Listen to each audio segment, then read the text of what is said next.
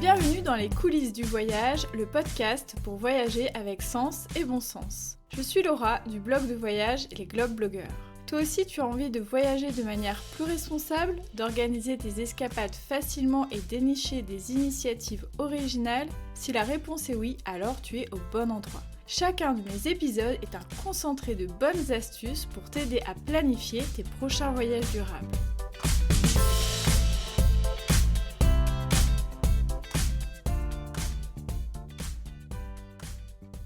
Hello, j'espère que vous allez bien et que vous passez un bel été, que vous avez programmé de jolies vacances à venir ou peut-être même que vous êtes au bord de la plage en train de m'écouter. Cette semaine, je reviens avec un épisode pratique mais surtout bourré d'optimisme, de voyage et de persévérance. Pour moi, l'humain est central dans les voyages et depuis quelques temps, via différentes expériences ou observations personnelles, je me questionne de plus en plus sur l'accessibilité et l'inclusion en voyage. Voyager reste une chance et un privilège. Certes, on peut provoquer cette chance, ou alors travailler fort pour accéder à ce privilège, reste que le parcours pour y arriver peut être plus ou moins semé d'embûches selon les personnes. N'étant moi-même pas en situation de handicap, il aurait été malvenu que je vous donne des conseils sur le sujet. Un jour, je suis tombée par hasard sur le compte de Wheelworld sur Instagram. Je l'ai suivi durant quelques mois et j'ai su rapidement que Myriam et Pierre seraient parfaits pour vous parler de ce sujet. J'aime beaucoup leur contenu qui montre concrètement et de manière très positive comment voyager quand on est en situation de handicap. Ils ouvrent des possibles que l'on aurait pensé inaccessibles. Vous allez vite les découvrir en écoutant notre conversation que je lance sans plus tarder. Belle écoute!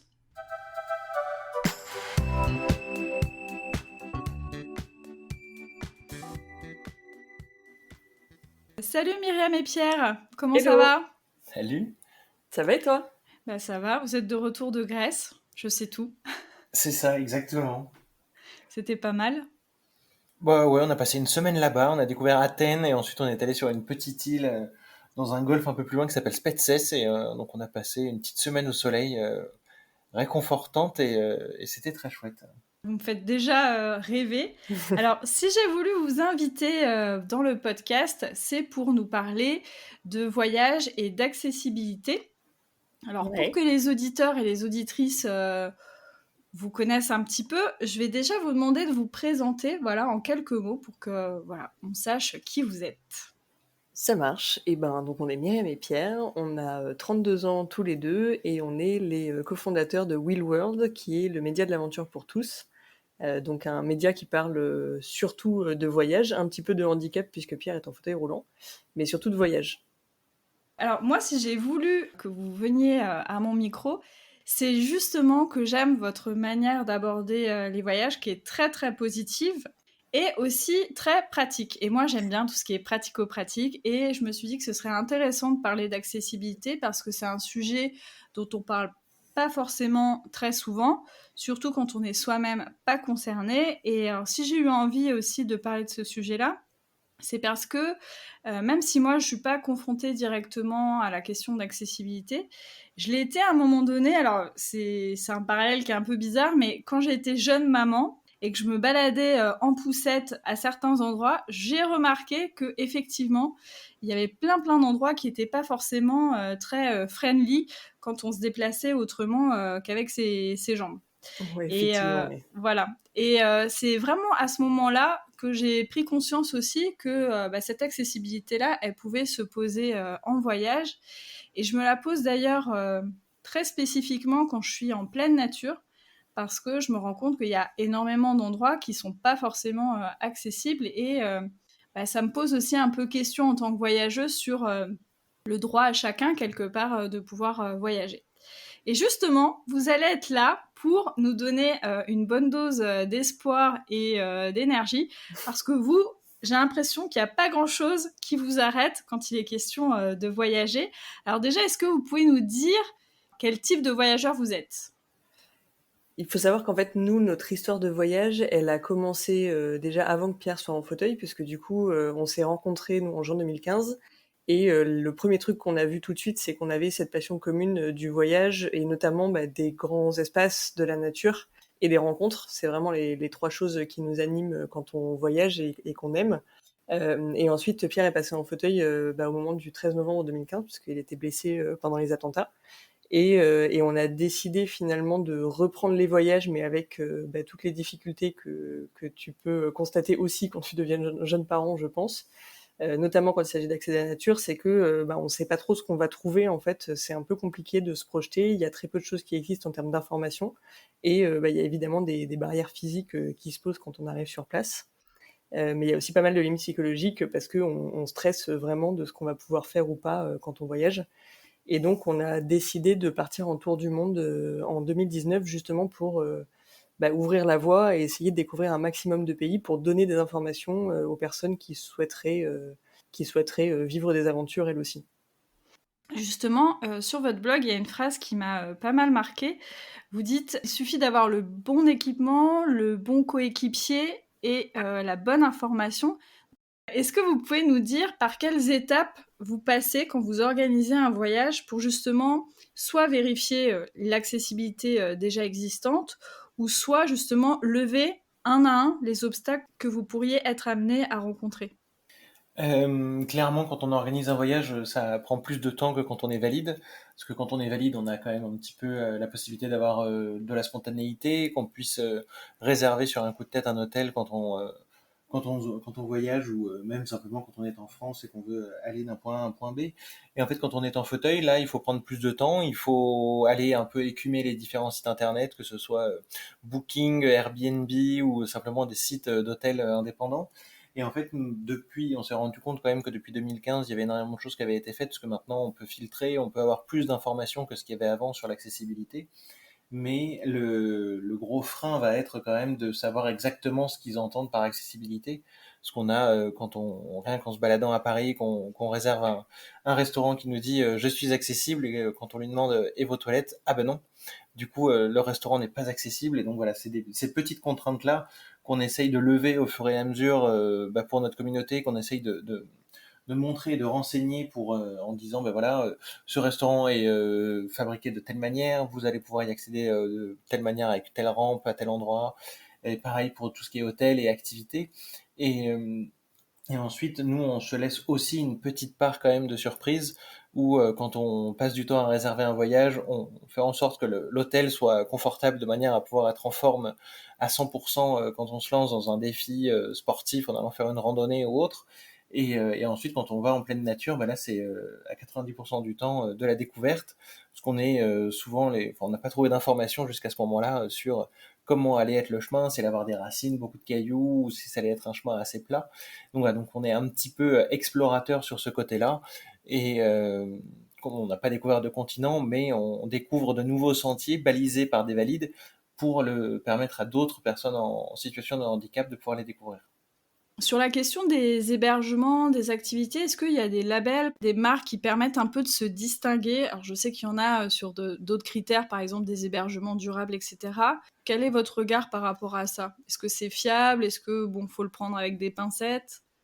Alors, pour moi, il y a 2 problématiques, en fait, sur les labels. Déjà, la première, c'est que les labels, ils sont nationaux parce qu'en fait, les normes, d'accessibilité sont nationales.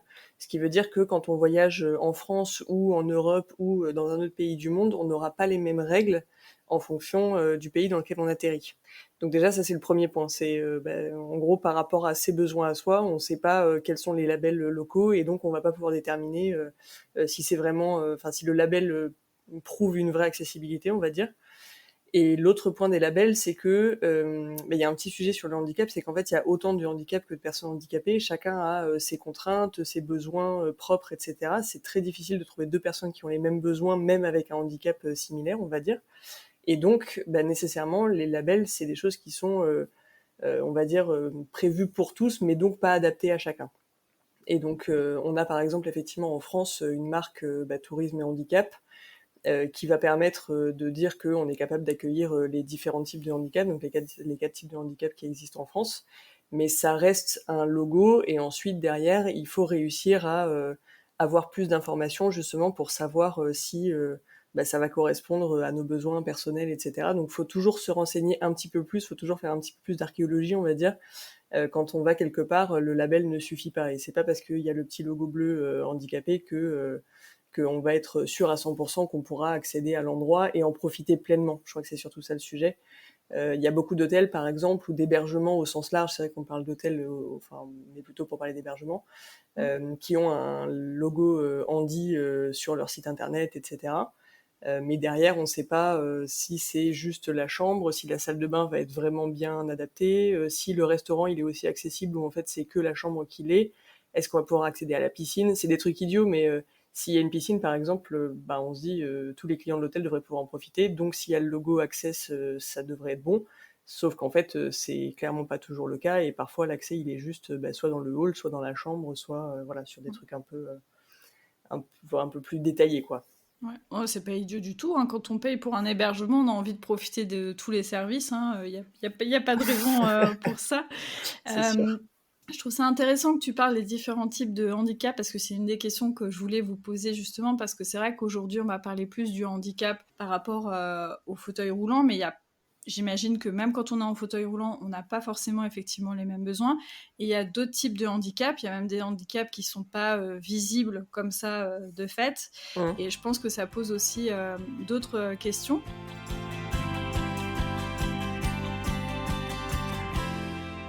Donc au-delà de bien vous informer en amont, donc sur chaque étape du voyage, l'hébergement, le transport aussi, j'imagine, les activités, je pense que vous, comme vous étiez déjà voyageur un peu dans l'âme, il y a peut-être certains blocages psychologiques que vous avez levés assez rapidement quand Pierre a dû être en fauteuil roulant, ou est-ce que vous aussi, vous avez dû passer par certains blocages psychologiques comme vous parlez notamment sur votre blog? Clairement, les blocages psychologiques sont extrêmement importants parce que même si nous, on a réussi à les dépasser rapidement, on en a eu au début, en fait, quand je suis passé en fauteuil, la question était quand même de se dire, comment est-ce qu'on fait pour voyager quand on est en fauteuil? Parce qu'en 2015, il y avait quand même peu de blogs de voyage qui parlaient de handicap. Et donc, clairement, pour pouvoir se projeter et de se dire, voilà, je peux prendre le train, je peux prendre l'avion ou ne serait-ce qu'une voiture pour aller quelque part. En fait, c'était énormément de questions, potentiellement un début de frustration. Et en fait, nous, on a un petit peu voyagé en France, mais chez des proches, etc. Donc, c'était un peu différent au début. Et quand on a voulu partir au Canada en 2017, là, ça a vraiment été un peu le saut dans l'inconnu, parce qu'il y avait peu de blogs qui existaient. Et les seuls qui existaient, c'était surtout des blogs qui t'informaient que, tiens, mon fauteuil est arrivé cassé à l'aéroport, ou j'ai une roue voilée, comment est-ce que je fais pour la réparer? Et en fait, ça met énormément de peur, clairement, pour n'importe qui lit ça pour la première fois. Et nous, on a réussi à se dire, comme on est deux, en plus, il y a ce côté-là aussi d'être à deux quand on fait ce genre de voyage, de se dire, c'est pas grave, on va quand même tenter, on verra bien. Mais voilà, les limites psychologiques, elles sont d'abord sur le oser partir, sur le oser faire quelque chose. Et ensuite, l'autre limite, la deuxième partie de la limite psychologique, elle arrive aussi pendant le voyage, parce que pendant le voyage, nous, on a fait énormément de villes, et à chaque fois qu'on arrivait dans la nature, en fait, on se disait, du coup, il y a personne en fauteuil, ça va pas être possible pour nous, il y a pas d'information, donc on va faire demi-tour. Donc on n'a pas du tout profité des grands parcs naturels canadiens par lesquels on passait, et donc clairement, il y avait cette frustration qui était là. Et voilà, et après on a eu la chance de pouvoir faire les bonnes rencontres qui nous ont rassurés, qui nous ont permis de découvrir que le voyage en fauteuil était possible, et c'est comme ça qu'on a pu ensuite avancer et continuer à voyager. Finalement, ce que tu racontes sur les blocages psychologiques, j'ai l'impression que c'est un peu la même chose que les blocages que peuvent avoir d'autres personnes lambda sur le fait de voyager. Parce que par exemple, oser partir, moi je connais pas mal de gens qui sont complètement valides, qui sont financièrement bien dotés, enfin qui ont tout plein de critères qui pourraient leur permettre de voyager facilement et qui finalement le font pas parce qu'elles ont peur finalement de l'imprévu. Donc j'ai l'impression que c'est pas si différent, mais j'ai l'impression que c'est quand même un point commun qu'il faut lever par rapport à ça. Après, ce qui est spécifique, c'est ce que tu dis sur l'organisation une fois sur place. Et je pense que peut-être il y a pas mal de gens dans ta situation en fauteuil qui peuvent avoir peur de se dire je vais aller voyager, Et finalement, si c'est pour pas en profiter sur place, est-ce que ça vaut un petit peu la peine? Est-ce qu'on s'autorise aussi le fait de peut-être être frustré ou peut-être devoir surmonter certaines épreuves? Comment vous gérez ça? Je pense que c'est un peu, enfin, je te rejoins assez sur le fait que on a des choses qui sont très partagées avec des voyageurs valides. En fait, les limites psychologiques, elles viennent souvent de peurs qui sont créées par un peu la perception de la société sur certains trucs, hein. Mais tu vas partir faire un tour du monde, par exemple, il y a plein de gens qui ont peur de plaquer leur CDI pour partir faire un tour du monde. Ça fait partie des limites psychologiques au voyage et à l'aventure. Et c'est quelque chose qui est pas du tout propre, effectivement, au handicap. Après, c'est vrai que je trouve que le sujet en fait sur le handicap, c'est qu'il y a une charge mentale qui est énorme au moment de la préparation du voyage, et que effectivement il y a alors le petit côté simple, on va dire, mais c'est un peu le dessus de l'iceberg, c'est est-ce que je vais vraiment pouvoir profiter de mon voyage. Mais le problème, c'est que souvent quand on parle d'accessibilité, on parle un peu de sujets qui touchent à la dignité humaine en fait. C'est-à-dire que quand tu peux pas accéder comme tous les autres à un endroit, certes c'est très frustrant. Quand cet endroit c'est un endroit où tu peux passer la nuit sereinement, ça devient vraiment problématique. Quand cet endroit c'est un endroit où tu peux aller prendre ta douche ou passer aux toilettes, c'est vraiment des sujets qui touchent à ta dignité en fait, où tu te dis bah, je ne peux pas vivre comme tout le monde, et c'est sur des sujets très concrets, enfin très très concrets quoi, et qui sont hyper difficiles à gérer pour le coup une fois que tu es sur place. Donc au-delà de te dire je peux pas aller me balader en forêt, il y a des vraies craintes qui sont beaucoup plus profondes, je pense, pour des voyageurs en situation de handicap que pour des voyageurs valides, même si effectivement des voyageurs valides peuvent avoir leurs craintes aussi, et ça, y a aucun sujet là-dessus, ça vaut la peine de travailler dessus. Donc c'est vrai que là, enfin nous, c'est vraiment l'expérience, enfin au-delà, voilà, de d'abord oser nous lancer. Après, c'est l'expérience et les différents voyages qu'on a fait qui nous ont permis justement de nous rassurer en disant, bah ok, c'est quoi nos priorités ultimes pendant une journée quand on doit voyager, c'est quoi nos priorités, et de sécuriser en amont les priorités, typiquement avoir un logement qui est accessible avec une salle de bain pour prendre une douche, etc. Et ensuite, on peut se dire, ok, notre aventure, on est capable de la vivre sereinement, éventuellement de gérer des frustrations qui pourraient se poser à nous pendant la journée, mais parce qu'on a ces priorités qui sont sécurisées dès le départ, quoi.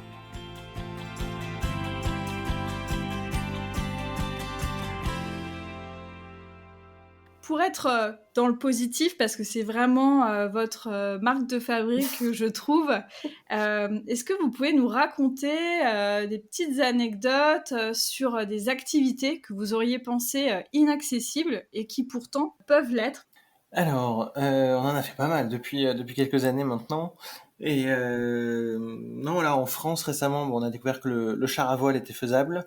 Le char à voile, c'est quand même un engin qui est donc sur trois roues, qui normalement se pédale au pied, et quand on est seul à bord. Et en fait, il existe des chars à voile duo, donc on peut monter à deux, et qui se pilotent avec un volant. Et donc en fait, on peut, comme sur une petite voiture, gérer la direction. On a la corde dans une main, le volant dans l'autre, et on peut faire comme tout le monde, avec un petit peu de lest sablé sur le siège passager quand on veut être seul et qu'on veut profiter à fond. Quoi tu Bon, penses, toi? après, maintenant, on se refuse plus grand-chose, mais c'est vrai que, en gros, moi, les trucs qui m'ont le plus impressionné, on a fait du saut en parachute et en parapente. Pour le coup, j'étais vraiment pas certaine que ce soit faisable parce qu'au niveau de l'atterrissage, enfin, il y a quand même des sujets sécurité qu'il faut pouvoir gérer. Et après, voilà, on a fait du voilier. Enfin, il y a vraiment énormément d'activités qu'on pensait pas du tout possibles et qui sont adaptables. Alors, il faut tomber sur les bonnes personnes et il faut avoir le bon accompagnement. Mais finalement, il y a tellement de choses qui sont possibles. Je suis même pas sûre qu'on puisse faire une liste exhaustive parce que même nous, aujourd'hui, on n'a pas encore testé toutes les possibilités qui s'offraient à nous, quoi. Et alors, pour les trouver, ces activités, comment vous faites? Est-ce que vous avez en tête un truc que vous avez envie de faire? Par exemple, là, on va prendre l'exemple du parapente, et du coup, vous allez décrocher votre téléphone pour savoir si il y a des écoles de parapente qui proposent justement du parapente adapté, on va dire. Mm. Ou est-ce qu'il y a des endroits où on peut avoir une information qui est un peu répertoriée, des sortes d'annuaires de prestataires d'activités qui sont handicap friendly, si on peut dire ça comme ça? Ouais. Ou est-ce qu'il faut vraiment aller prendre son bâton de pèlerin et puis aller contacter un à un les prestataires? Non, bah justement, nous, c'est vraiment pour ça qu'on a eu envie de créer Wheel World. C'est que quand on a commencé à s'intéresser au voyage, mais après à l'aventure et à l'outdoor et aux activités outdoor, on s'est rendu compte qu'il y avait rien qui existait, notamment en France, alors qu'il y a une offre qui est énorme en fait. Il y a plein d'associations, il y a plein de petites entreprises qui proposent de faire des activités outdoor quand on est en situation de handicap. Parfois c'est indiqué sur leur site internet, parfois ça l'est pas. Donc en gros, soit on regarde sur les sites et on a la chance de trouver voilà, les informations qui vont bien, etc. Ce qui nous exonère pas de toute façon de passer un coup de fil parce qu'encore une fois, ils ont beau dire qu'ils l'ont déjà fait, etc. Tu sais jamais en fonction de tes besoins si ça va te correspondre. Et après, sinon, ce qu'on fait maintenant, ce qu'on faisait pas du tout au début parce que justement on se disait non mais c'est mort, ça sert à rien de les appeler, ça marchera pas. Là maintenant, on passe un coup de fil en disant vous avez rien indiqué sur l'accessibilité, mais est-ce que vous l'avez déjà fait ou est-ce que ça vous tenterait d'essayer? Pour le coup, on propose souvent à des gens d'essayer. Et ensuite, il faut juste vérifier avec eux. Donc, on leur dit exactement, très précisément, quels sont les besoins de Pierre, où est-ce qu'il est bloqué, tout ça, etc. Et ensuite, on voit avec eux ce qu'ils sont OK pour faire ou pas et sous quelles conditions. Donc, est-ce qu'il faut 2 personnes de plus que d'habitude pour accompagner, je sais pas, une sortie en kayak? Est-ce que il faut installer une rampe quelque part? Est-ce qu'il faut prévoir des gens pour porter? Et est-ce que eux, ils sentent qu'on le fait en toute sécurité si on le fait avec eux, ou est-ce qu'ils ont peur, en gros, qu'il y ait un problème quelconque? Et on réfléchit avec eux, en fait, aux solutions à mettre en place pour que tout se passe bien, en fait. Et comme ça demande plus d'organisation parfois, alors peut-être pas tout le temps, ou du matériel adapté, une petite question peut-être naïve ou qui fâche, est-ce que ça revient plus cher de pratiquer des activités qui vont être adaptées? Parce que tu parlais par exemple d'avoir plus de personnes pour une sortie kayak, etc. Est-ce que du coup ça coûte plus cher? Alors, à notre grande surprise, non. En fait, il y a justement toutes ces associations et entreprises. En fait, elles ont à cœur justement de permettre au plus grand nombre de pouvoir tester leurs activités. Donc, en fait, ces activités sont souvent soit gratuites, soit à tarif préférentiel, donc un petit tarif réduit comme pour les jeunes au musée. Et en fait, ce biais-là, en fait, eux, ils ont pas envie forcément de faire payer à la personne plus cher ou autre. C'est vraiment juste du partage, du plaisir sur leur activité et vraiment eux de de montrer leur passion, de faire vivre des petites aventures le temps d'une après-midi avec une personne qui peut-être jusqu'à présent s'était refusée de pouvoir la tester parce que justement elle pensait que c'était inaccessible. Après, je vais juste peut-être nuancer un tout petit peu ça. Effectivement, c'est le cas de nous sur, notamment, donc on a fait une série, tout à l'heure tu en parlais, une série YouTube qui s'appelle Les Éclaireurs, où on va à la rencontre de ces personnes qui proposent des sports outdoor accessibles à tous. Eux, pour le coup, effectivement, on a eu plutôt des tarifs réduits ou des choses qui coûtaient le même prix que pour un valide parce que ça avait du sens. En revanche, c'est vrai quand on veut pratiquer en autonomie, par exemple, le matériel de loisir en France pour les personnes en situation de handicap n'est absolument pas pris en charge ou très peu, ou par des moyens détournés, c'est-à-dire faut créer des cagnottes, faut passer par des assos, faut trouver des moyens en gros de se faire payer son matériel. Faut savoir qu'un vélo couché, par exemple, si on veut faire du vélo, ça coûte entre 3 000 et 9 000 euros en fonction du modèle, pour des modèles classiques, hein, je parle pas des hauts de gamme. Donc voilà, c'est des choses où pour le coup, la pratique sportive et la pratique sportive outdoor en particulier coûte très cher et n'est pas du tout prise en charge. Donc quand on veut le faire en autonomie, c'est très compliqué. Tu m'as devancé parce que c'était une des questions que j'avais envie de vous poser parce que je suis tombée sur un de vos articles sur les équipements supplémentaires que vous mettiez sur le fauteuil de Pierre pour pouvoir accéder à certains types de terrain, on va dire. Ouais. Et c'est vrai que quand j'ai vu les prix, je me suis dit, ah ouais, donc en fait, peut-être qu'à l'accessibilité, on va dire physique, on substitue ensuite l'accessibilité financière. Donc ça peut poser un second souci. Ouais, c'est clair. Effectivement. Vous parliez justement d'associations ou d'organismes qui peuvent favoriser le voyage ou la pratique outdoor pour les personnes qui sont en situation de handicap. Est-ce que vous avez des petits noms à nous balancer? Alors, on en a plein, mais après, c'est souvent des initiatives qui sont très locales. Donc, Très local, ouais.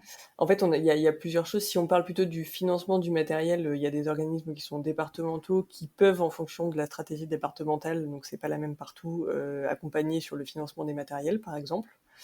Et après, c'est plutôt des associations qui décident d'aider une personne en particulier. Il y a beaucoup de cagnottes en ligne aujourd'hui pour financer le matériel d'une personne qui a envie de mener tel ou tel projet. Et après, ouais, dans les assos sinon qui nous ont fait faire des choses, nous on est allé tester le wave ski avec All Water, qui est à Mimizan, une petite entreprise dans les Landes. On a fait du voilier avec le club nautique d'Ajaccio en Corse, donc c'est un voilier qui est 100% pilotable à la main.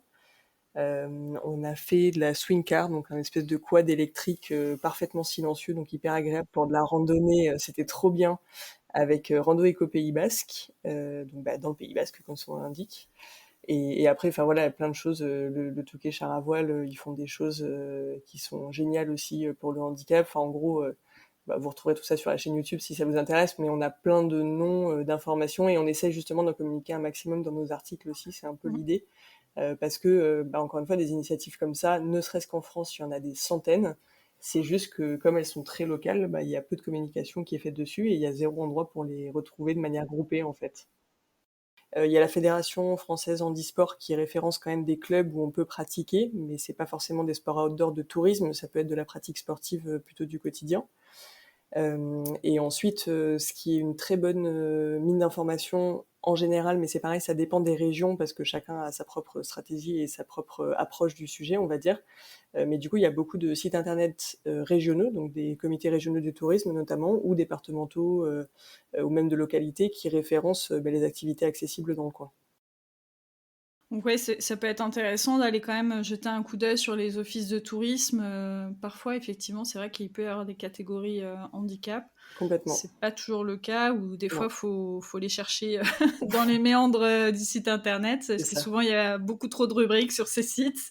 Donc voilà. Est-ce que justement, que ce soit en France ou à l'étranger, vous avez des exemples de destinations, de territoires ou de pays qui vous semblent un peu plus avancés sur les questions d'inclusion? Oui, c'est sûr qu'il y a des pays qui sont bien plus avancés que nous, notamment la France. En fait, il y a tous les pays anglo-saxons. C'est ce qu'on a découvert en allant à Londres, aux États-Unis et ensuite en Océanie pendant le tour du monde. Et en fait, dans tous ces pays-là, eux, ils ont été, notamment les États-Unis, ils ont été confrontés plus grandement, on va dire, au handicap avec les blessés de guerre et que ce soit Vietnam ou la guerre du Golfe. Et en fait, c'est un pays neuf. Ils ont la capacité en fait de pouvoir construire à plat. On va dire, il y a peu d'immeubles hauts quand même dans pas mal de villes. Et en fait, les espaces sont grands. Il y a une notion d'accessibilité qui est un peu plus développée avec des boutons pour ouvrir les portes automatiques dans quasiment tous les bâtiments publics. Voilà, toutes ces choses-là. Et après, quand on arrive, encore une fois, dans la partie hébergement, on se pose pas de questions. Et pareil dans les restaurants, quand on a fait notre voyage de noces aux États-Unis, on ne s'est pas posé une seule fois la question de savoir si je pourrais aller aux toilettes au restaurant ou si l'hôtel allait être accessible comme il fallait. Parce qu'en fait, ils ont des normes qui sont très spécifiques. Et quand quand la norme n'est pas appliquée, ils ont de vrais problèmes au niveau des différents établissements. Et donc ça, voilà, c'était un vrai voyage reposant, on va dire, et c'est assez rare pour le noter pour une personne en fauteuil. Et pareil, en Océanie, c'était simple, et voilà, et c'est ça qui fait qu'aujourd'hui, on essaye aussi de travailler avec les collectivités, avec les différentes localités qui puissent, enfin, qui font appel à nous, de manière à justement les aider pour amener un petit peu de bon sens dans la norme qui est très restrictive, on va dire, et de manière à vraiment pouvoir apporter ce petit plus qui rend accessible facilement pour tout le monde, enfin pour la plupart des gens, on va dire, leur lieu. Et en France, est-ce que vous avez des territoires que vous avez vous-même expérimentés, que vous pourriez recommander? Alors c'est peut-être un peu plus compliqué en France, mais si jamais vous avez des exemples. En fait, nous, on a eu plutôt des bonnes surprises.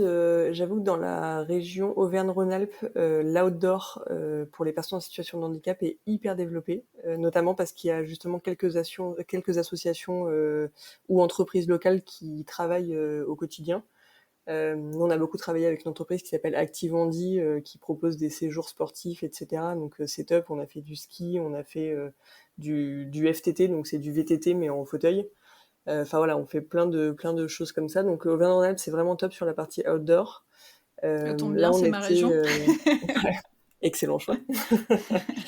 On était en Bretagne récemment, en pays de l'Orient, où pour le coup c'est pareil, on a été hyper agréablement surpris à la fois par l'accessibilité pour le coup de l'Orient en soi, et puis il y a pas mal de voies vertes. En fait, les régions où il y a des voies vertes, c'est génial parce que tu peux te balader hyper facilement en fauteuil, du coup c'est relativement plat, c'est bien, tu vois, c'est bien damé, etc. Donc ça c'est vraiment top. Donc non, finalement il y a plein d'exemples en fait de destinations qui sont vraiment bien. Il y a une marque qui s'appelle Destination pour tous qui a été créée récemment en France, qui justement labellise des territoires qui ont fait des efforts particuliers sur l'accessibilité de l'intégralité du territoire en termes de tourisme. C'est vrai qu'on pointe du doigt les difficultés parce qu'elles sont présentes au quotidien. Ça n'empêche pas qu'il y a beaucoup d'efforts qui sont faits un peu partout et sur des destinations qui sont top. La ville de Bordeaux aussi est géniale, notamment la destination pour tous, je crois. Mais c'est incroyable en termes d'accessibilité, ce qu'ils ont fait, la ville de Bordeaux, c'est top. C'est intéressant que vous disiez qu'il y a plein d'initiatives, mais que finalement, ce qui est compliqué, c'est de les retrouver parce que, alors dans un tout autre sujet qui est le tourisme durable, mais pour moi, il y a des liens là-dedans parce que Oui, dans le bien sûr. durable, il y a aussi l'humain, donc ça compte. C'est un peu la même chose. Il y a énormément de choses qui existent, mais tout est un peu éparpillé. C'est pas forcément ces initiatives-là qu'on va mettre le plus en avant. Ouais. Et du coup, je trouve ça vraiment chouette qu'il y ait des personnes comme vous qui fassiez ce travail-là, en fait, d'aller compiler, d'aller répertorier, tester les choses pour les autres personnes. Toutes les ressources que vous avez mentionnées, pas de panique pour les auditeurs qui écoutent. Tout sera listé en description de l'épisode, comme ça vous pourrez aller les retrouver assez facilement.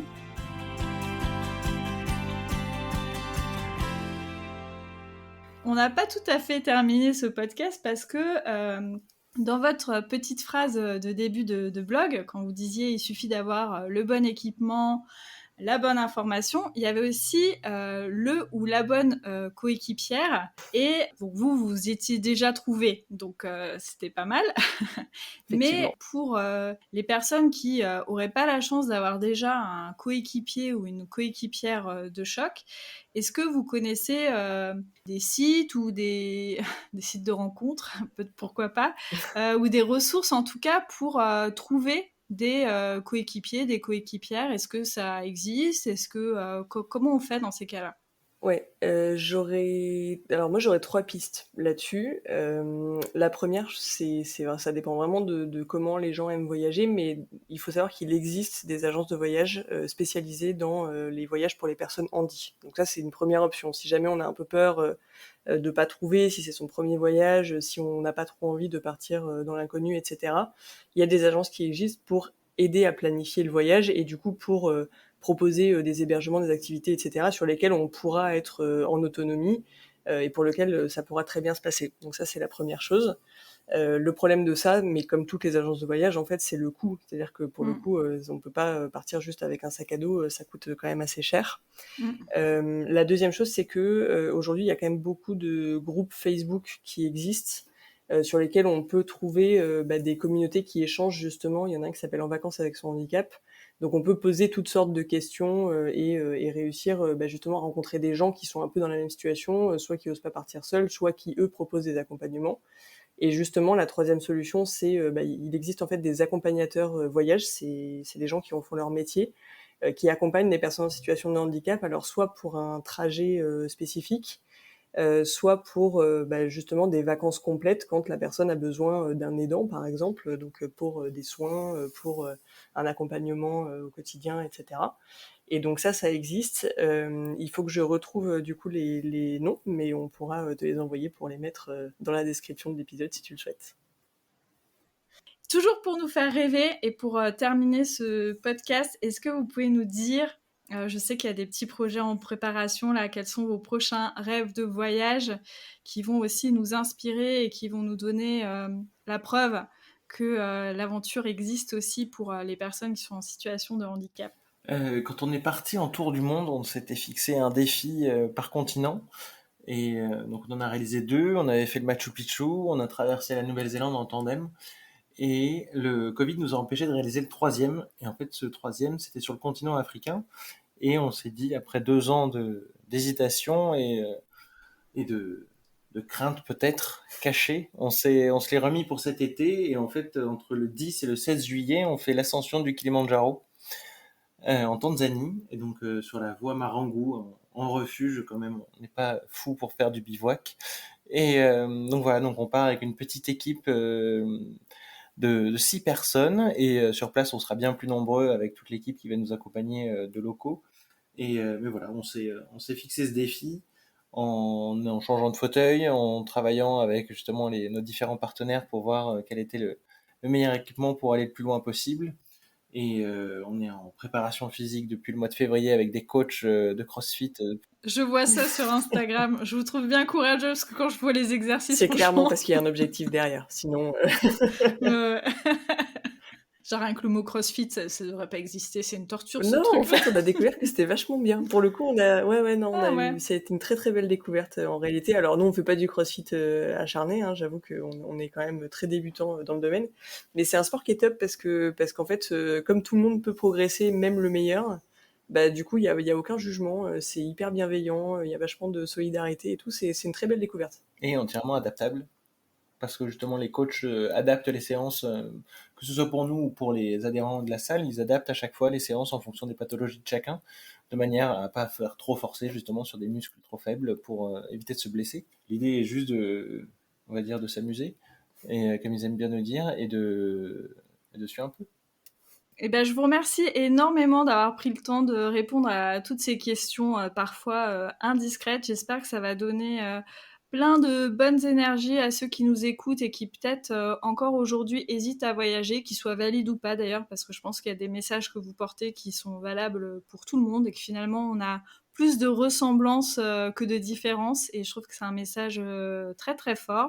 Donc je vous remercie vraiment pour votre énergie, là même vous m'avez donné du PES, j'ai failli dire donner envie de faire du CrossFit, peut-être pas. Faire le Kilimanjaro, oui, mais le CrossFit, bon, s'il faut passer par là, bon, on verra plus tard. Bah, merci à toi. Merci Donc, beaucoup. merci beaucoup, et puis j'aurai plaisir à vous suivre. Et donc, n'hésitez pas aussi à aller regarder les super vidéos de Wild World, que ce soit sur Instagram, YouTube et sur le blog. Je mettrai tout ça dans la description de l'épisode. Et puis, qu'est-ce que je vous souhaite, de beaux voyages, de belles aventures. Merci beaucoup. Voilà. À très vite. À bientôt. Salut. Ciao.